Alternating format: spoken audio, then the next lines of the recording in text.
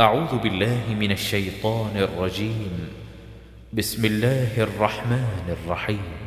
الحمد لله رب العالمين الرحمن الرحيم مالك يوم الحمد لله نحمده ونستعينه ونستغفره ونعوذ بالله من شرور أنفسنا وسيئات أعمالنا من يهده الله فلا مضل له ومن يضلله فلا هادي له وأشهد أن لا إله إلا الله وحده لا شريك له وأشهد أن محمدا عبده ورسوله اللهم صل على محمد وعلى آل محمد كما صليت على إبراهيم وعلى إبراهيم إنك حميد مجيد اللهم بارك على محمد وعلى آل محمد كما باركت على إبراهيم وعلى إبراهيم إنك حميد مجيد أما بعد فقد قال الله تعالى في القرآن العظيم أعوذ بالله من الشيطان الرجيم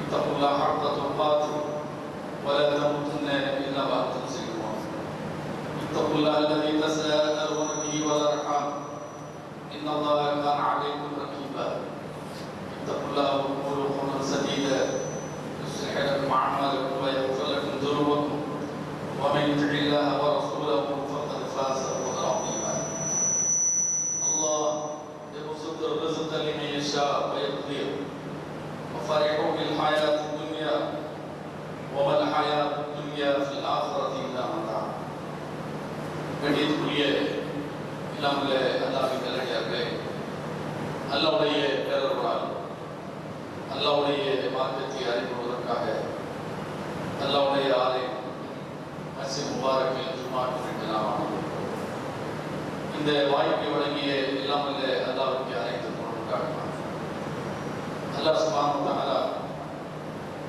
அருள்மறை அல்-குர்ஆன் 2ஆம் அத்தியாயத்தில் இந்த பிரபஞ்சம் எதற்காக யாருக்காக படைக்கப்பட்டது என்பதை சுட்டிக்காட்டுகிறார். வல்லதி ஸலத்தலக்கும் மா ஃபில் அர்தி ஜமீஆ, பூமியில் இருக்கிற அனைத்தும் உங்களுக்காகத்தான் அல்லாஹ் படைத்திருக்கிறார். மனிதனை குறித்து அல்லாஹ் சொல்றார், பூமியில் எது மனிதனுக்கு பயன்படும் எது பயன்படாது என்பதை காலம்தான் தீர்மானிக்கும். எதுவாக இருந்தாலும் மனித பயன்பாட்டுக்காக அல்லாஹ் படைத்திருக்கிறான் என்பதை நாம் அதிலிருந்து புரிந்து கொள்ளலாம். அப்படிப்பட்ட இந்த உலகத்தில் இருக்கிற இறைவனால் படைக்கப்பட்டவைகள், அதில் மனிதனுக்கு நல்லவை இருக்கின்றன, கெட்டவை இருக்கின்றன. எது மனிதனுடைய பயன்பாட்டுக்குரியதோ அதையெல்லாம் நம்முடைய சொத்துக்களாக செல்வங்களாக அதை நாம் பார்க்கிறோம். மனிதன் இரண்டை அவன் தன்னுடைய செல்வமாக கருதுகின்றான். ஒன்று பொருள் செல்வம், இன்னொன்று மக்கள் செல்வம். இந்த பொருள் செல்வமும் மக்கள் செல்வமும் எதற்காக அல்லாஹ் வைத்திருக்கிறான்? அல்லாஹ் சிலருக்கு கொடுக்கின்றான், சிலருக்கு எடுக்கிறான். இதை கொடுப்பதன் மூலம், அல்லாஹ் எடுத்துக் கொள்வதன் மூலம் நம்மை அவர் சோதித்து பார்க்கிறார். அல்லாஹ் ஒரு மனிதனுக்கு வாய்ப்பை வழங்குகிறான் என்று சொன்னால் அதன் மூலம் அவனது நடவடிக்கையை அல்லாஹ் பரிசோதிக்கிறார். அல்லாஹ் ஒரு மனிதனுக்கு வாய்ப்பை எடுக்கிறான் என்று சொன்னால் அதன் மூலம் அல்லாஹ் அவனை சோதித்து பார்க்கிறார். ஆக இரண்டுமே மனிதனுடைய சோதனைக்காக என்பதை நாம் புரிந்து கொள்ள வேண்டும். அல்லாஹ் முல்க் என்கிற அத்தியாயத்தில் அப்படித்தான் சொல்லி காட்டுகிறார். தபாரக்கல்லதி பியதில் முல்க் வஹுவ அலா குல்லி ஷைஇன் கதீர் அல்லதி ஹலகல் மௌத வல் ஹயாத் லியப்லுவக்கும் அய்யுக்கும் அஹ்ஸனு அமலா. அவன்தான் வாழ்வையும் மௌத்தையும் மரணத்தையும் அவன்தான் படைத்தான். உங்களில் யார் நல்ல செயல் புரிகின்றார்கள் என்று அவன் உங்களை சோதிப்பதற்காக, வாழ்வையும் சாவையும் நம்மை சோதிப்பதற்காகத்தான் அல்லாஹ் படைத்திருக்கின்றார். அப்போ அல்லாஹ் சுப்ஹானஹு வ தஆலா இதையெல்லாம் தந்து நம்மை சோதிக்கிறார். இதையெல்லாம் தராமல் கூட அல்லாஹ் என்ன செய்வான்? சோதிப்பான். இந்த சோதனையில் யார் வெற்றி அடைகிறார்கள் அவர்கள்தான் நிச்சயமாக மறுமையில் அல்லாஹ்வுடைய பரிசை பெற தகுதியானவர்கள் என்பதை நாம் புரிந்து கொள்ள வேண்டும். எல்லாமே அல்லாஹ்வுடைய செயல் என்பதை நாம் நாம் புரிந்து கொண்டால் நம்முடைய நடவடிக்கைகள் அது மிக சீராக அமைந்துவிடும்.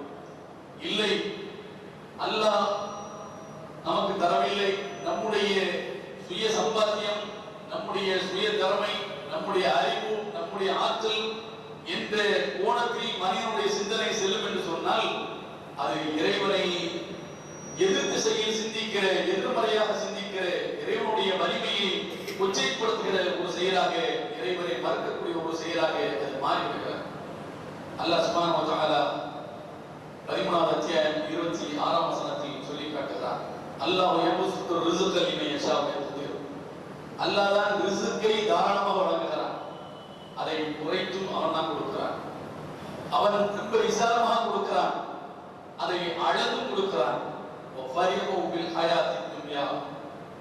ஆனால் இந்த உலகாதாயங்களை கொண்டு இறை மறுப்பாளர்கள் பூரிப்படைகின்றார்கள். நமக்கு இது கிடைத்து விட்டதா, என்ன ஆனந்தம் என்று அவர்கள் பூரிப்படைகின்றார்கள், சந்தோஷம் அடைகின்றார்கள். இந்த உலகாதாயங்கள் அல்லாஹ்வுடைய பார்வையில் மறுமையில் அது ஒரு அற்பமானது என்று அல்லாஹ் சொல்லி காட்டுகிறார். 13வது அத்தியாயம் 26ஆம் வசனம். அல்லாஹ்வுடைய தூதர் அவர்கள் இதை எப்படி எடுத்துக்கொண்டார்கள்?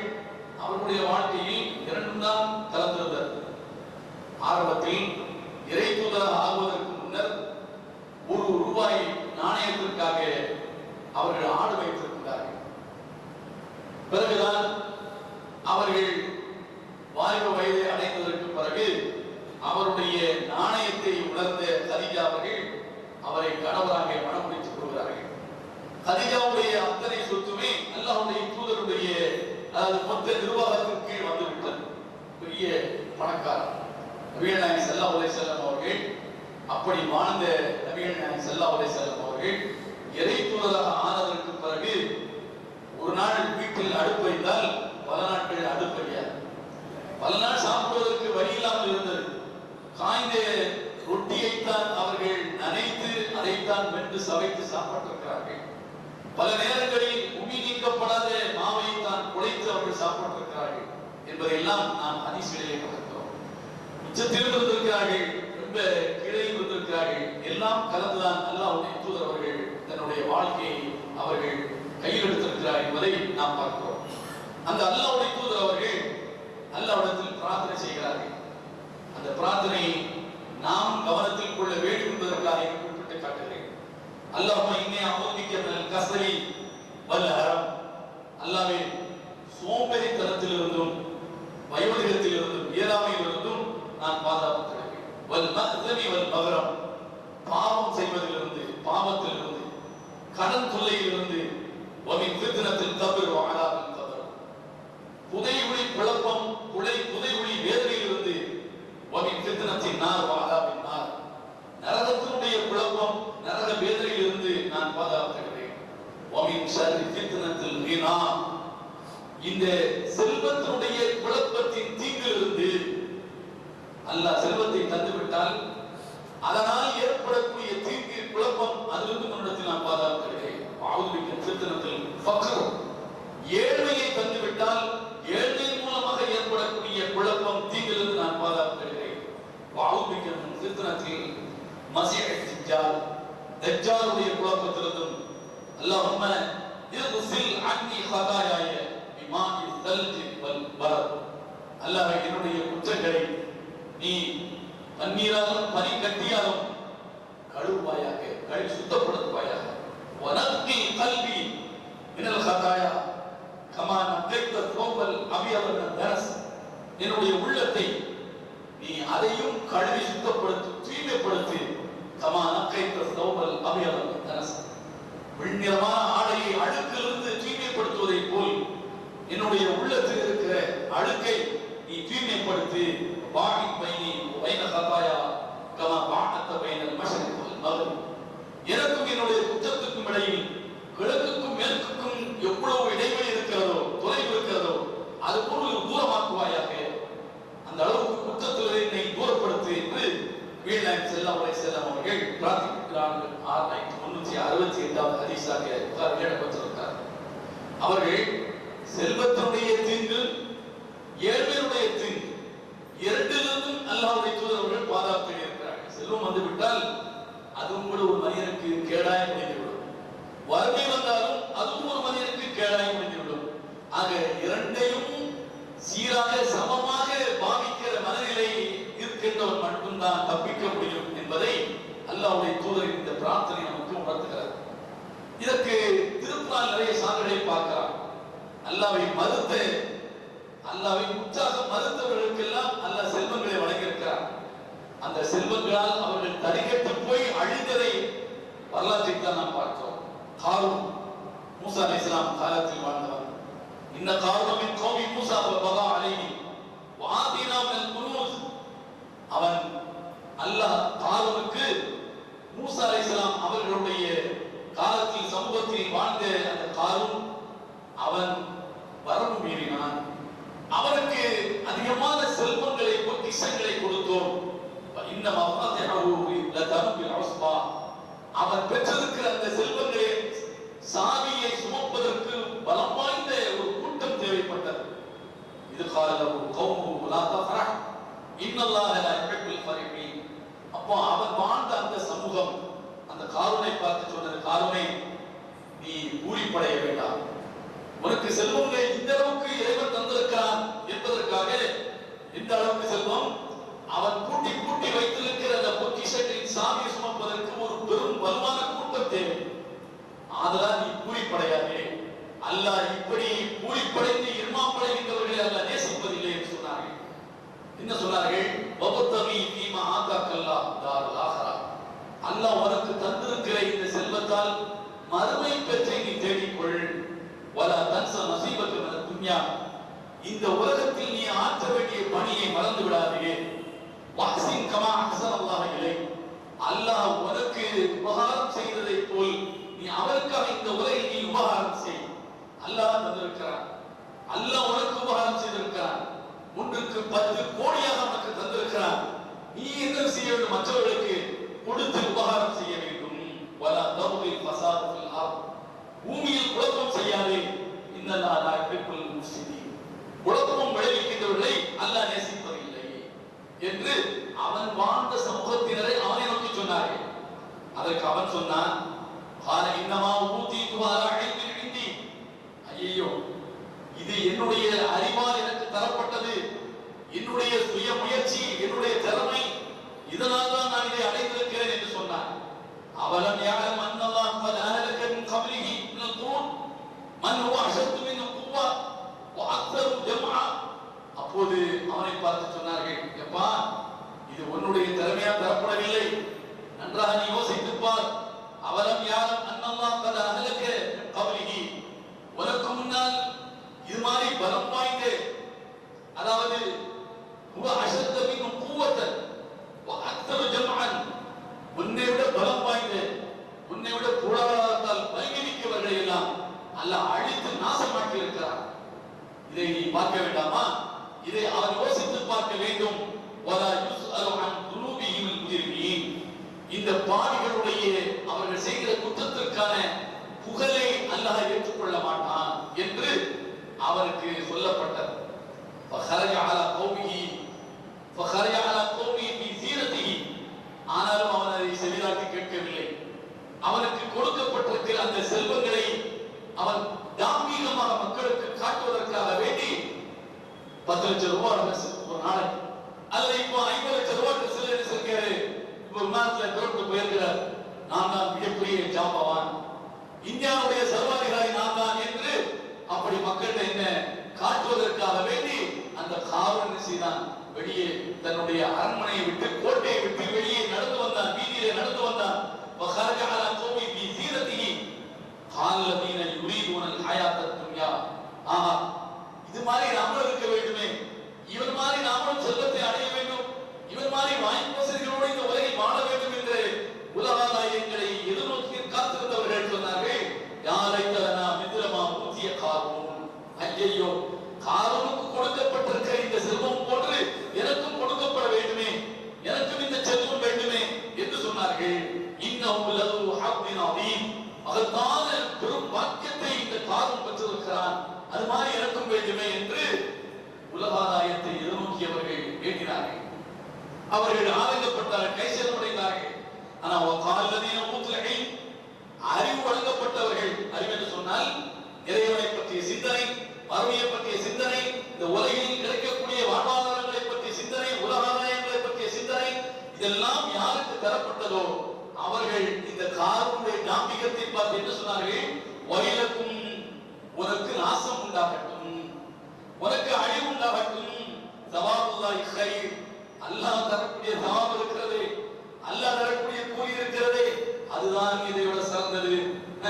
என்ன பெரிய ஆடம்பரத்தை, என்ன பெரிய நீ வசதியை, என்ன பெரிய வாய்ப்பை நீ பெற்றிருக்கிறாய், இதெல்லாம் இறைவனுடைய பார்வையில் ஒன்றுமில்லை, அதுதான் சிறந்தது. கைருல் லிமன் ஆமன வ அமில சாலிஹன் வலா யுலக்காஹா இல்லா ஸாபிரூன். யார் நம்பிக்கை கொண்டு நற்செயல் புரிந்தார்களோ அவர்களுக்கு அல்லாஹ்விடத்தில் இருப்பதுதான் சிறந்தது. அதை பொறுத்திருந்து யாரெல்லாம் சகித்துக் கொண்டு இந்த உலகில் வாழ்கிறார்களோ அவர்கள் தான் அதை அடைய முடியும். ஐயோ எனக்கியே என்று அங்கலாய்க்காமல் தனக்கு கிடைத்திருப்பதை அல்லாஹ் ஏதோ நமக்கு நன்மை நாடி இருக்கிறான், பொறுத்துக் கொள்வோம் என்று எவர் பொறுத்துக் கொண்டு வாழ்கிறார்களோ அவர்கள் நிச்சயமாக மறுமையில் அல்லாஹ் தர இருக்கிற அந்த மகத்தான பரிசை அவர்கள் சந்திப்பார்கள், பெறுவார்கள் என்று 28வது அத்தியாயம் 80ஆம் வசனத்திலே அல்லாஹ் சொல்லி முடிக்கிறார். 28ல 76 வசனத்திலிருந்து 80 வசனம் வரைக்கும் படிச்சு பாருங்க. காரூன் என்கிற அவன் அளவுக்கு உலகில் யாருக்கும் வாய்ப்பையும் வசதியும் அல்லாஹ் தரவில்லை. அதே போன்று ஃபிரௌனை எடுத்துக் கொள்ளுங்கள், அவனுக்கு அதிகாரத்தை அல்லாஹ் கொடுத்திருந்தான், மொத்த பிரபஞ்சத்தை ஆளுகிற ஒரு பெரிய திறமையை அவனுக்கு கொடுத்திருந்தான், செல்வத்தையும் அவனுக்கு கொடுத்தான். அந்த காரூனையும் அல்லாஹ் அழித்தான், இந்த ஃபிரௌனையும் அல்லாஹ் அழித்தான். செல்வம் அவர்களை காப்பாற்றவில்லை, அதிகாரம் மனதை அவர்களை காப்பாற்றவில்லை என்பதை அல்லாஹ் குர்ஆனிலே சொல்லிக்கிறார். ரெண்டு பேருமே கடவுளை மறுத்தவர்கள். கடவுளை மறுத்தவர்களுக்கும் கூட அல்லாஹ் செல்வத்தை தருகிறான். எனவே செல்வம் வழங்கப்பட்டவர்கள் எல்லாம் இறைவனுடைய வாக்கியத்தை பெற்றவர்கள், இறை நெருக்கத்தை பெற்றவர்கள் என்று நாம் எண்ணிவிடக் கூடாது. அதே நேரத்தில் ஏழ்மை இருக்கின்றவர்கள், ஏழ்மை நிலையை அடைந்தவர்கள், அல்லாஹ் நம்மை உதாசீனப்படுத்தி விட்டான், அல்லாஹ் நம்மை கைகழி விட்டான் என்று நினைக்க வேண்டிய தேவையில்லை. இரண்டும் இறைவன் தரக்கூடியது, இரண்டையும் சமமாக நாம் எடுத்துக்கொண்டு இலக்கை நோக்கி பயணிக்கிறோமா இல்லையா என்பதைத்தான் அல்லாஹ் இந்த உலகத்திலே பார்க்கிறார். குறைஷிகளை எடுத்துக் கொள்ளுங்கள். நபிகள் நாயகம் ஸல்லல்லாஹு அலைஹி வஸல்லம் அவர்கள் காலத்தில் வாழ்ந்த அரபு மக்கள், அவர்களும் இந்த ஒரு காலத்தில் பட்டினியும் பசியுமாகத்தான் கிடந்தார்கள். அவர்களுக்கும் அல்லாஹ் என்ன செய்தான்? செல்வ செழிப்பை கொடுத்தான். சூரத்து குறைஷ், ஈலாஃபி குறைஷ் ஈலாஃபிஹிம் ரஹலத ஷிதாய் வஸ்ஸைஃப், அல்லாஹ் சொல்றார். ஈலாஃபி குறைஷ், குறைஷிகளுக்கு ஆர்வம் ஊட்டியதற்காக, ஈலாஃபிஹிம் இன்னும் அவர்களுக்கு ஆர்வம் ஊட்டியதற்காக, ரஹலத ஷிதாய் வஸ்ஸைஃப், அவர்கள் கோடை காலத்திலும் குளிர் காலத்திலும் வியாபாரத்திற்காக வெளியே செய்கிறார்கள். மக்காவை விட்டு வேறு நாடுகளுக்கு, வெளிநாடுகளுக்கு அவர்கள் புறப்பட்டு போவதற்கான ஆர்வத்தை அல்லாஹ் தான் அவர்களுக்கு கொடுத்தார். அவர்களுக்கு ஆர்வத்தை ஊட்டினார். ஐயோ ரொம்ப வெயிலா இருக்கு, அதான் பார்க்கிறோம் என்று அவர்கள் சோர்ந்து இருக்கவில்லை. ரொம்ப குளிரா இருக்குது, இதுல பயணித்தால் சரியா வராது என்றும் அவர்கள் என்ன செய்ய முடங்கி போகவில்லை. இரண்டு பருவங்களிலுமே ஆர்வத்தோடு பயணப்பட்டு தேவையான செல்வங்களை அவர்கள் வியாபாரத்தின் மூலமாக தேடிக்கொண்டார்கள். அல்லாஹ் அப்படி தேடியதன் மூலம் தான் அவர்களுக்கு வாய்ப்பை வசதியை அல்லாஹ் கொடுத்தார். அல்லது அத்அமஹும் மின் ஜூ வ ஆமனஹும் மின் கௌஃப், மட்டுமல்ல அவர்களுக்கு இந்த வாய்ப்பையும் வசதியும் அல்லாஹ் கொடுத்தது சொல்லி காட்டிய இறைவன் அவர்களுக்கு பசியிலிருந்து அல்லாஹ் தான் உணவளித்தான், பயத்திலிருந்து அல்லாஹ் தான் அவர்களை பாதுகாத்தான். சுற்றுப்புறங்களில் இருந்த மக்கள் எல்லாம் அஞ்சி நடுங்கினார்கள். தாங்கள் தேடிய செல்வத்தை வழிப்பறை கொள்ளையர்கள் கொள்ளையடிக்குவார்களோ, அதாவது திருடர்கள் திருடி விடுவார்களோ, கொலைகாரர்கள் கொலை செய்து பறித்துவார்களோ என்று அச்சத்தில் உறைந்திருக்கிற காலத்தில் இந்த மக்களுக்கு காவலர்களுக்கு அந்த பயத்தை அல்லாஹ் போக்கினாங்க. இவர்கள் புனித பூமியிலிருந்து, புண்ணிய பூமியிலிருந்து புறப்பட்டு வந்தவர்கள், புண்ணிய பூமியிலிருந்து வரக்கூடியவர்கள், இவர்களிடத்தில் நாம் எந்த சேட்டை செய்யக்கூடாது, இவர்களை நெருங்கக்கூடாது, இவர்களுக்கு எந்த துரோகத்தை செய்யக்கூடாது, பொருளை புங்கக்கூடாது என்று பயத்தை அல்லாஹ் எதிரெடுத்து போட்டார். அன்றைய நாட்களுக்கு போட்டார். அச்சமில்லாமல் பயணப்பட்டு போய் வியாபாரம் செய்து பொருளீட்டுக் கொண்டு வந்தார்கள். அவர்களுக்கு பசியை அவன் தான் ஆற்றினான். ஆதலால் இந்த வீட்டினுடைய ரட்சகனை அவர்கள் வணங்க வேண்டும் என்று அல்லாஹ் அவர்களுக்கு சொன்னார். கேட்டார்களா? எல்லா வாய்ப்பையும்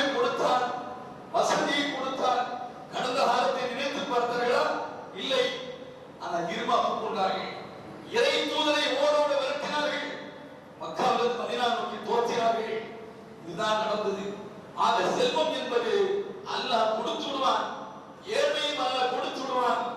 இரண்டையும் சோதனையாக எடுத்துக்கொண்டு வாழ்கிற மனநிலையை நாம் எடுத்துக் கொள்கிறோமா இல்லையா என்பதை தான் அல்லாஹ் நமக்கு இரண்டையும் தந்து நம்மை சோதிக்கிறான் என்பதை நாம் இருந்து புரிந்து கொள்ள வேண்டும்.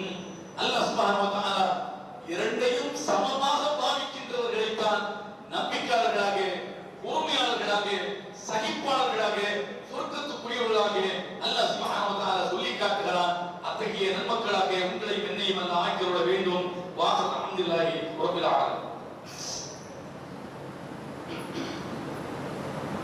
அல்ஹம்துலில்லாஹ் வஸ்ஸலாத்து வஸ்ஸலாமு அலா ரசூலில்லாஹ் மா பஅத்.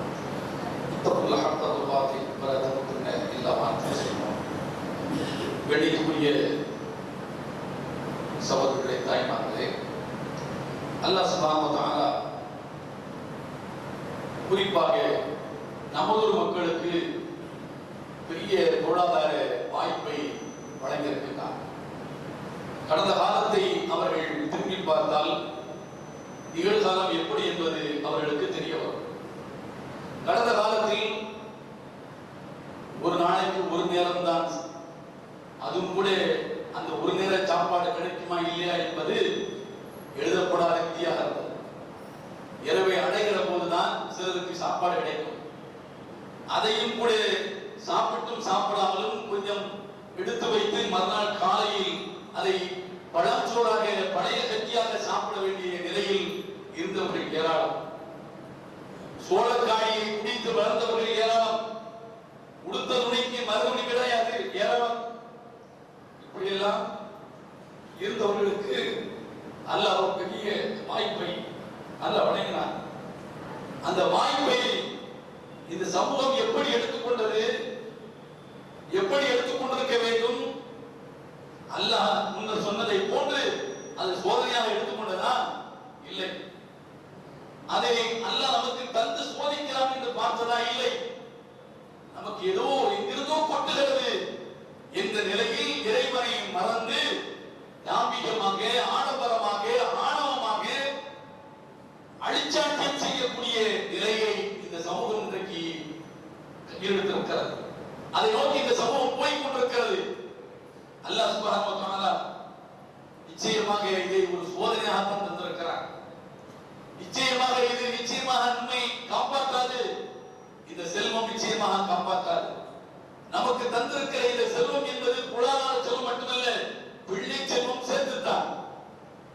அல்லாஹ் நஹப் என்கிற அத்தியாயத்தில் அல்லாஹ் சொல்றான், இது அபூலஹபுக்கு சொல்லப்பட்டது மட்டுமல்ல, அபூலஹபுடைய குணாதிசயங்கள் யாருக்கெல்லாம் இருக்கிறது அவர்களுக்கு சேர்த்து சொல்லப்பட்டதுதான். தப்பத் யதா அபீ லஹப் தப் மா அக்னா அன்ஹு மாலுஹு வ மா கஸப். அபூலஹப் அவனும் அவன் கையும் நாசமாகட்டும். இந்த கையால் தான் முகமதை நோக்கி மண்ணை மாறி தூங்கினான். அந்த கையை அழியட்டும். அந்த கை தாங்கி இருக்கிற அந்த உடலும் சேர்ந்து அழிந்து நாம் தொலையட்டும் என்று அல்லாஹ் சொல்கிறார். தப்பத் யதா அபீ லஹப் தப் என்று சொல்லிவிட்டு மா அக்னா அன்ஹு மாலுஹு வ மா கஸப். அவனது செல்வம் அவனுக்கு எந்த பயனையும் தரவில்லை. அவன் சம்பாதித்ததும் அவனுக்கு எந்த பயனும் தரவில்லை. செல்வம் பெரு சம்பாதித்தது வேறா? செல்வம் சம்பாத்தியம் ரெண்டும் ஒன்றா? ரெண்டும் வேறுதான். செல்வம் என்பது பொருளாதார செல்வம், சம்பாதித்தது என்பது பிள்ளை செல்வம். அல்லாஹ் இரண்டையும் இரண்டு வகையாக அல்லாஹ் சொல்லி காட்டுகிறார். இந்த இரண்டும் அவன் நரகத்தில் போவதிலிருந்து அவனை காக்கவில்லை, அவனை காப்பாற்றவில்லை என்று அல்லாஹ் சொல்கிறார். இது அபூலஹபுக்கு சொல்லப்பட்டது அல்ல. நாம் தேடிய செல்வம், நமக்கு கிடைத்த பிள்ளை பேரு, இந்த பிள்ளை செல்வங்கள் நாளை மறுமையில் நம்மை இறைவன் தர இருக்கிற தண்டனையிலிருந்து காப்பாற்றுமா? அதற்கு இந்த செல்வத்தை நாம் பயன்படுத்தி இருக்கிறோமா? அதற்காக இந்த பிள்ளைகளை நாம் வளர்த்திருக்கிறோமா என்பதை இங்கு சீர்தூக்கி பார்த்துத்தான் நாம் வாழ வேண்டும். இல்லை என்று சொன்னால் நாம் தேடிய இந்த செல்வம் நமக்கு எதிராக வந்திருக்கும், நமக்கு கிடைத்த பிள்ளைகள் நமக்கு எதிராக வந்திருக்கும். அல்லாஹ் குர்ஆனில் சொல்லி காட்டுகிறார், நம்பிக்கையாளர்களே, உங்களுடைய மனைவியரும் உங்களுக்கு எதிரிகள் இருக்கிறார்கள், உங்களுடைய பிள்ளைகளையும் உங்களுக்கு எதிரிகள் இருக்கிறார்கள், எனவே எச்சரிக்கையாக இருங்கள் என்று அல்லாஹ் குர்ஆனில் சொல்லி காட்டுகிறார். வெளியே யாரும் இல்லை, நம் குடும்பத்தில் தான். நம்மோடு ஒட்டி உறவாடி கொண்டிருக்கிற நம்முடைய குடும்பம், நாம் பயன்படுத்தக்கூடிய பொருளாதாரம், இந்த இரண்டும் நம்மை சொர்க்கத்தை நோக்கி இழுத்துச் செல்கிறதா இல்லை நரகத்தை நோக்கி இழுத்துச் செல்கிறதா என்பதை சீர்தூக்கி பார்க்க வேண்டிய தருணத்திலே நாம் இருந்து கொண்டிருக்கிறோம். அல்லாஹ் சுப்ஹானஹு வ தஆலா திருமறை குர்ஆனை சொல்லி காட்டுகிறார், யா அய்யுஹல்லதீன ஆமனூ இன்னமல் ஹம்ரு வல் மைஸிரு வல் அன்ஸாபு வல் அஸ்லாமு ரிஜ்ஸும் மின் அமலி ஷைத்தான் ஃபஸ்தனிபூ லஅல்லகும் துஃப்லிஹூன். நம்பிக்கையாளர்களே, சாராயம், வல் அன்ஸாப் வல் அஸ்லாம், நட்டி வைத்து வணங்குவது, அம்பெய்தி குறிபார்த்து வணங்குவது, இந்த செயல் எல்லாம் ரிஜ்ஸும் மின் அமலி ஷைத்தான், இது ஷைத்தானுடைய சேட்டைகள், இது ஷைத்தானுடைய வேலை. எனவே ஃபஜ்தனிபூ லஅல்லகும் துஃப்லிஹூன், இதையெல்லாம் விட்டுவிடுங்கள், நீங்கள் வெற்றி பெறலாம் என்று அல்லாஹ் சொல்கிறார். சாராயத்தை புறக்கணியுங்கள். இன்னமா யுரீது ஷைத்தான் அன் யூகிஅ பைனகுமுல் அதாவத வல் பக்தா ஃபில் ஹம்ரி வல் மைஸிர். ஷைத்தான் அவன் எதன் மூலம் உங்களை வழியெடுக்க வேண்டும் என்று நினைக்கிறான் என்று சொன்னால், எதன் மூலம் உங்களுக்கு மத்தியில் விரோதத்தையும் குரோதத்தையும் ஏற்படுத்த வேண்டும் என்று நினைக்கிறான் என்று சொன்னால், இந்த சாராயத்தின் மூலமாக, சூதாட்டத்தின் மூலமாக உங்களை அவன் வழியெடுப்பதற்காக வேண்டி முயற்சிக்கிறான். வயசுத்தக்கும் அன் திக்ரில்லாஹி வ அனிஸ்ஸலாம், அவன் இறை நினைவிலிருந்தும் தொழுகையிலிருந்தும் உங்களை அவன் கெடுத்து உங்களை நாசப்படுத்துவதற்கு அவன் முயற்சிக்கின்றான். வஹல் அன்தும் முன்தகூன், நீங்கள் விலகிக் கொள்ள மாட்டீர்களா, இதை விட மாட்டீர்களா என்று அல்லாஹ் 5ஆம் அத்தியாயம் 90-91 வசனத்திலே அல்லாஹ் கேட்கிறான். நம்பிக்கையாளர்களை பார்த்து அல்லாஹ் இதை சொல்ல வேண்டிய அவசியம் என்ன? யா அய்யுஹல்லதீன ஆமனூ என்று அல்லாஹ் சொல்கிறார். காபிர்களை பார்த்து, அல்லாஹ்வை மறுத்தவர்களை பார்த்து, ஏற்கிறவர்களை பார்த்து சொல்ல வேண்டிய விஷயமா இது? இல்லை, அல்லாஹ்வை ஏற்றுக்கொண்டவர்களை பார்த்து சொல்ல வேண்டிய விஷயம். ஆதலால் தான் அல்லாஹ் நம்பிக்கையாளர்கள் என்று அழைத்து இந்த செய்தியை சொல்கிறார். நம்பிக்கையாளர்களே, சாராயத்தை நீங்கள் தவிர்த்து விடுங்கள், போதைப் பொருளை தவிர்த்து விடுங்கள். வஹல் அன்தும் முன்தகூன், நீங்கள் அதிலிருந்து விலக மாட்டீர்களா? ஷைத்தான் உங்களை கெடுத்து நாசப்படுத்துவதற்கு அவன் முயற்சித்துக் கொண்டிருக்கிறான், சந்தர்ப்பத்தை பார்த்துக் கொண்டிருக்கிறான் என்று அல்லாஹ் சுப்ஹானஹு வ தஆலா திருமறை குர்ஆனிலே சொல்லி காட்டுகிறார். இந்த இளைய சமூகத்தில் இன்றைக்கு இந்த போதை என்பது சர்வசாதாரணமாக இருப்பதை நாம் பார்க்கிறோம். அரசாங்கமே திக்குமுக்காடுகிறது. அந்த அளவுக்கு இப்ப இந்த கரோனாவுடைய இந்த ஊரடங்கில் இளைய சமுதாயம் போதை நோக்கி போய் கொண்டிருக்கிறது. வேகமாக மிகப்பெரிய அளவுக்கு வீச்சாக இந்த போதை அவர்களிடத்தில் பழக்கத்திற்கு வந்துவிட்டது. இதை கட்டுப்படுத்துவதற்கு அரசாங்கம் எதையெல்லாமோ கையெடுக்கிறது, அரசாங்கத்தால் முடியவில்லை. சமீபத்தில் நீங்கள் ஒரு தினசரியில் பார்த்திருப்பீர்கள். அதாவது GIS என்ற ஒரு தொழில்நுட்பத்தை பயன்படுத்தி கிட்டத்தட்ட மொத்த தமிழகத்தில் 70,000 இடங்களை அவர்கள் தங்களுடைய கணினியிலே பதிவு செய்திருக்கிறார்கள். இந்த GIS என்பது என்ன? கிராபிக் இன்ஃபர்மேஷன் சிஸ்டம் அப்படின்னு சொல்லி GPS கேள்விப்பட்டிருப்பீங்க. இது GIS, அதாவது எங்கெங்கெல்லாம் சாராயம் காய்ச்சப்படுகிறது, கள்ளச்சாராயம், நல்ல சாராயம் அரசாங்கம் பண்ணக்கூடிய வியாபாரம் என்ன?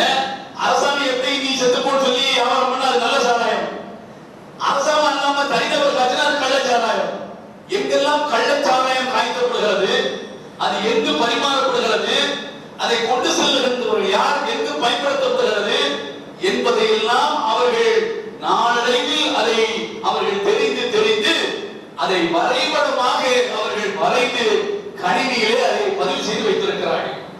அந்த இடங்களை எல்லாம் காவல்துறை கண்காணித்துக் கொண்டிருக்கிறது. GPS உதவியினால் அந்த இடங்களை எல்லாம் கண்காணித்து இங்கு காய்ச்சப்படுகிறது என்று GPS மூலமாக தகவல் அவர்களுக்கு வருகிற போது உடனடியாக அந்த தகவல் காவல் அதிகாரிகளுக்கு போய் அவர்களை எச்சரிக்கை செய்து உடனடியாக அந்த இடத்திற்கு போய் செய்து அதை கட்டுப்படுத்த வேண்டும் என்ற ஒரு முயற்சியை காவல்துறை அறிகிறது. ஒரு அரசை இதை கட்டுப்படுத்த முடியாத அளவுக்கு இதனுடைய வீச்சு வேகமாக இருக்கிறது.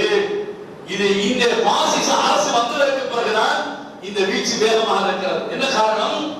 இளைஞர்கள் அரசுக்கு எதிராக கிளம்பிவிடக் கூடாது, வேலையில்லா திண்டாட்டம் என அது மத துவேஷம் என்ற இந்த மாதிரியான விஷயங்களை நாட்டில் வாழ்வதை கேள்விக்குறியாக இருக்கிறது.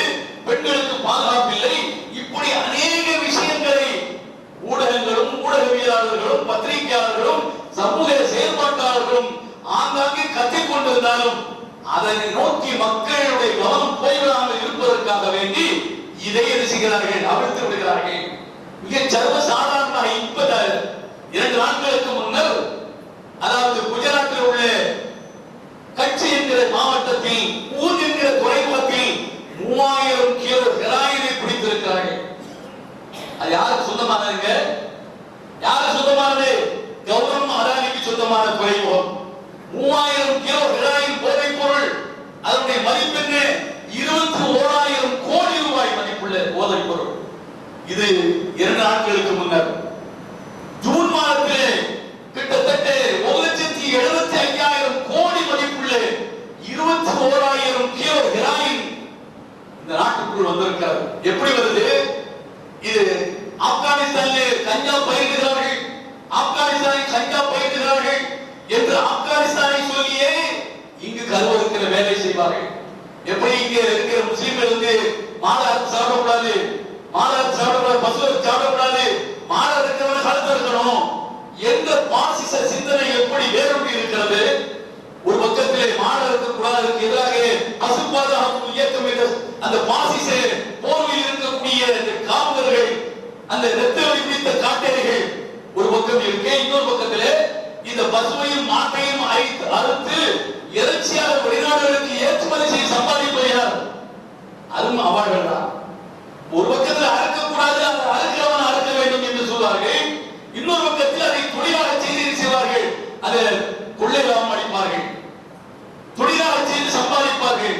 இது மாதிரி ஆப்கானிஸ்தானில் கஞ்சா பயிரிடுகிறார்கள் என்று சொல்லிக் கொண்டு கஞ்சாவை இறக்குமதி செய்து அதில் கோடிக்கணக்கான லட்சக்கணக்கான கோடிகளை சம்பாதிக்கின்றவர்கள் யாராக இருக்கிறார் என்று சொன்னால், யார் ஆப்கானிஸ்தானை நோக்கி கையை நீட்டுகிறார்களோ அவர்களாகத்தான் இருக்கிறார்கள். இதை பற்றி யாராவது பேசுகிறார்களா? இந்த அளவுக்கு இந்த கிராமங்கள் ஆப்கானிஸ்தானத்திலிருந்து ஈரானுக்கு போய், ஈரானிலிருந்து திரும்ப குஜராத்திற்கு வந்து அதானி துறைமுகம் வழியாகத்தான் இந்தியாவுக்குள் வந்திருக்கிறது. இது யாருக்கு கொண்டு வந்தது என்று சொல்லி பார்த்தால், அது ஒரு பாயா முஸ்லிமா இல்ல, எல்லாம் அவர்கள் தான்.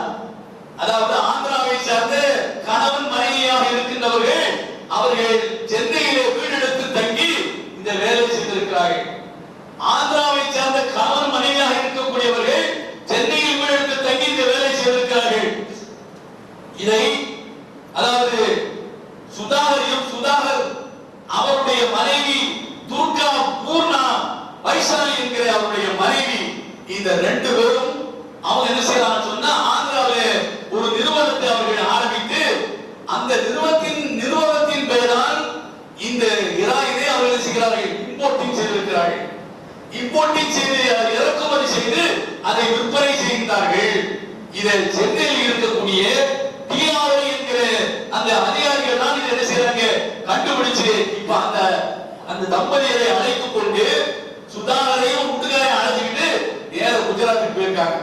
குஜராத்ல போய் அங்கு பூச்சி நகர்ல அங்கு அழைத்து சென்று அங்க இருக்கிற போதைப் பொருள் கடத்தல் வழக்குகளை விசாரிக்கக்கூடிய நீதிமன்றத்தில் கொண்டு போய் என்ன செஞ்சாங்க, தாக்கல் செய்து 10 நாள் கஸ்டடியில் எடுத்திருக்காங்க. எந்த கஸ்டடி எடுத்தால் என்ன நடக்கும் என்பது இந்த நாட்டை உற்று நோக்கி கொண்டிருந்தவர்களுக்கு தெரியும். அது ஒரு பக்கம் இருக்கு. நம்முடைய இளைஞர்கள், நம்முடைய பிள்ளைகள், அவர்கள் தருதலைகளாக இன்றைக்கு கஞ்சாவுக்கு அடிமையாகி ஓடிக்கொண்டிருக்கிறார்கள். யாராவது கவனித்தோமா? பெத்த பிள்ளைகளை ஐயே என் பிள்ளை அப்படியே செய்யுமா, என் பிள்ளை ரொம்ப தங்க பிள்ளைகளோ அப்படி சொல்லி 1 ரூபா கேட்டா என்ன 100 ரூபாய்க்கு கையில கொடுக்கிறது, 100 ரூபாய் கேட்கறது 1000 கொடுக்கிறது.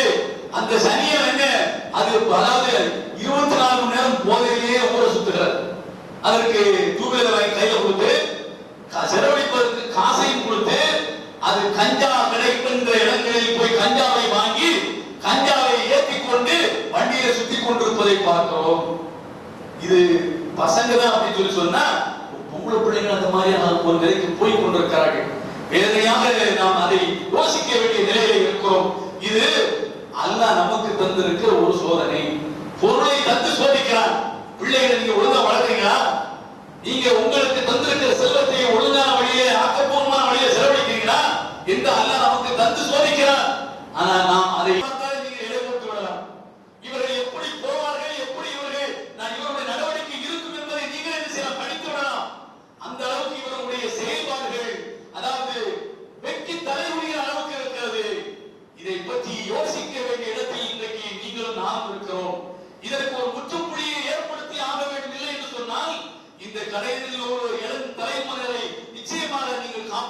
முடியாது. அவர்கள் எங்க நோக்கி போய் கொண்டிருக்கிறார்கள்? ஏதோ நம்ம வீட்டுல இல்ல, மேல வீட்டுல இல்ல, கீழ வீட்டுல இல்ல, என் வீட்டுல இல்ல என்று நீங்கள் உதாசீனப்படுத்தி விட்டு கடந்து போய்விட முடியாது. எங்கோ பற்றி எரிகிற தீ நிச்சயமாக அது உங்கள் வீட்டில் பற்றிக் கொள்ளும் என்பதை நீங்கள் கவனத்தில் கொள்ள வேண்டும் என்பதை தான் எச்சரிக்கை 5 கூறி இதற்கு எதிராக என்ன செய்யலாம் என்பதை ஒவ்வொருவரும் அவரது சக்திக்கு உட்பட்டு நீங்கள் சோதிக்க வேண்டும். ஒவ்வொருவரும் அவரது சக்திக்கு உட்பட்டு யோசிக்க வேண்டும். பெற்றோர்கள் முதலில் தாங்கள் எப்படி இருக்கிறோம், நம்முடைய பிள்ளைகளை நாம் எப்படி வளர்ப்பது, எப்படி அவர்களை வழிநடத்துவது, நம்முடைய சம்பாத்தியத்தை எந்த வகையில் நாம் செலவிடுவது, அதை எப்படி கட்டுப்படுத்திக் கொள்வது என்பதையெல்லாம் நீங்கள் யோசித்து நீங்கள் இருக்கும் பட்சத்தில் தான் இந்த இரண்டும் உங்களுக்கு மறுமையை பெற்றுத்தரும். இல்லை என்று சொன்னால் இந்த இரண்டும் சேர்த்து உங்களை சர்வ நாசப்படுவதை உங்களை தள்ளும் என்பதை நான் எச்சரிக்கையாக கூறி என்னுடைய உரையை நிறைவு செய்கிறேன். வாகனமான அல்ஹம்துலில்லாஹி ரப்பில் ஆலமீன்.